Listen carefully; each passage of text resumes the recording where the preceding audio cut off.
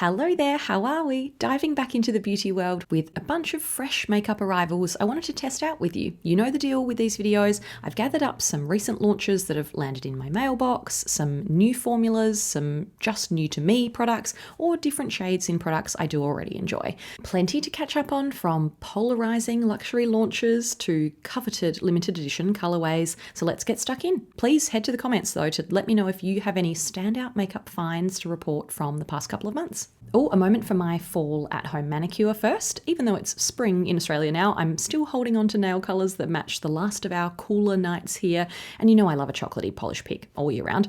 Olive & June's new fall collection is a beauty, lots of beautiful tones here, but minky brown clocking out early is the colour I'll have on repeat. I'll leave some of my previous polish videos linked for you below. Another holiday season approaches, another Merit Mini Flush Balm Trio arrives. Very happy to see this set repeated this year in different shades, 3 mini bubbles of their brilliant, dewy, balmy, sheer but buildable blush formula. 2 are existing Merit colours, deep pink brown Postmodern and hot pink Le Bonbon, but I'm really here to talk about Redux or Redux. That is the one you need to see, and it's the one that's the most me, described as a medium warm pink. This feels like the perfect sun-kissed, hot and bothered in summer kind of flush. At this stage, it only exists in the set, so don't sit back. Another blush that's by no means new news at this point, but it has been sitting patiently in my testing pile, Rare Beauty's Soft Pinch Matte Bouncy Blush. This is a cream to powder with a truly bouncy, soft, putty texture and a natural matte finish. It feels like a cream at first and blends evenly like a cream too, but it has a blurred appearance on the skin like a powder.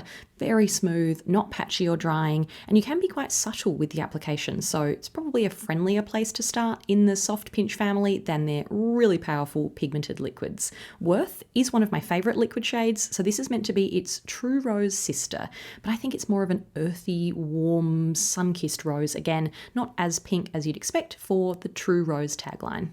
We're heading towards the festive season all of a sudden, where sparkly, light-catching, one-and-done shadows are always a good idea, so let me know if you'd like me to dive into that topic. Speaking of sparkly, Danessa Myricks' new dual-ended Colour Fix sticks are described as pearl pigment sticks, so get ready for an ethereal glow on the eyes and incredible lasting power. These cooling creams glide on effortlessly, but you do want to blend quickly because once they dry down, they do not move. They're magnetic in the middle, so they're customizable. You can pop your most worn end in your makeup bag or mix and match between other shades. My favourite is Duo 5, Cassiopeia, a metallic rose gold with warm honey shimmer, and Astra, a light champagne foil with even more gold and pink sparkle in the light. An intergalactic kind of glow.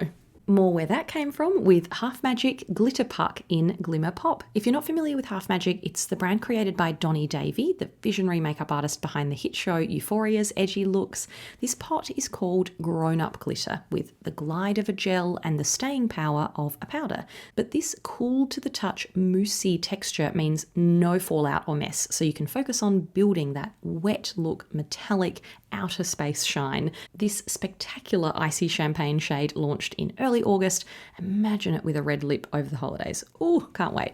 Tying the eyes together with a mascara I waited far too long to try, Lisa Eldridge Kitten Lash Mascara in Burnt Umber is one of my new favourite weekend mascaras.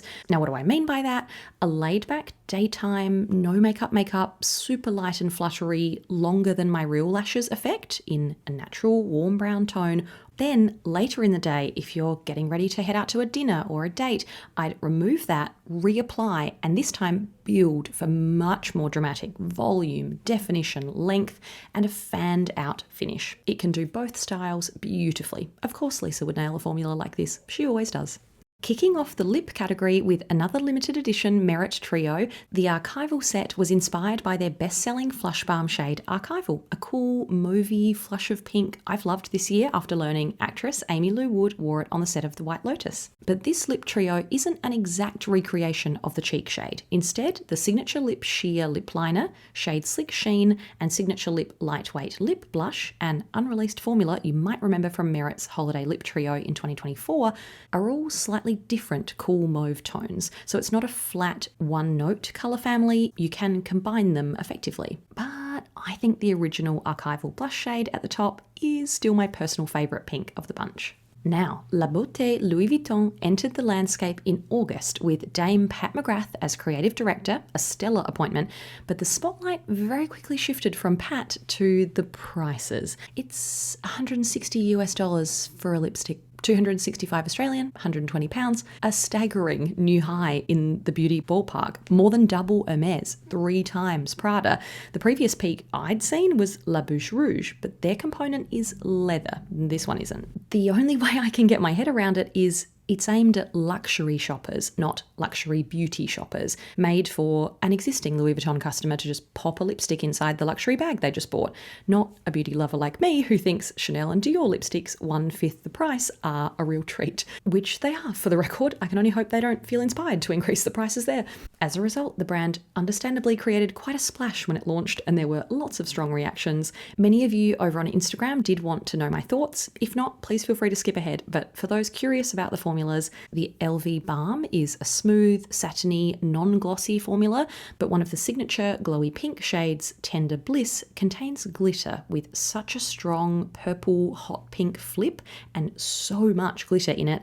It's not just glowy on the lips, it's really quite glittery, and a lot gets left behind as it wears off. So it's definitely more of a theatrical Pat McGrath moment here.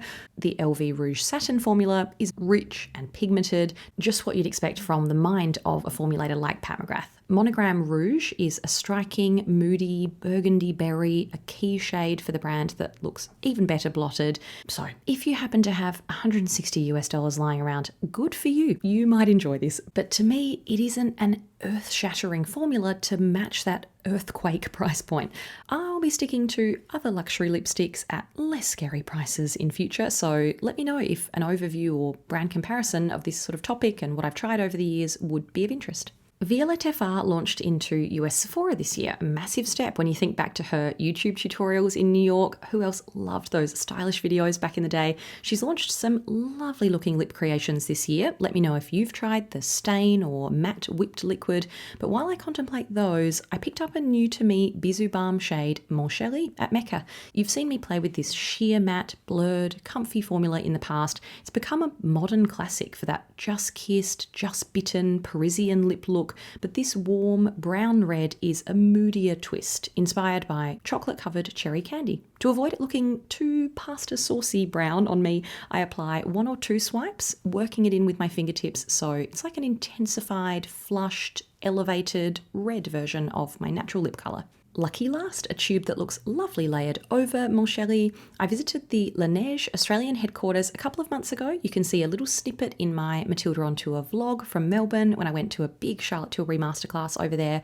One of the products the Laneige team kindly shared with me was this Glaze Craze tinted lip serum in peach glaze. The concept, donut-inspired shades and flavours and a cushiony donut-shaped applicator to match. The goal, hydration and shine so glazed your lips look visibly plumper and smoother. The serum texture isn't a thin, skincare-like, sinks in straight away sort of serum though. It's really quite glassy and glossy and quite pigmented, so I like sticking to a thin layer that just keeps this peachy coral looking even and not too creamy or light on my natural lips. Something I think of as more of a really tasty gloss as opposed to a traditional thinner serum texture.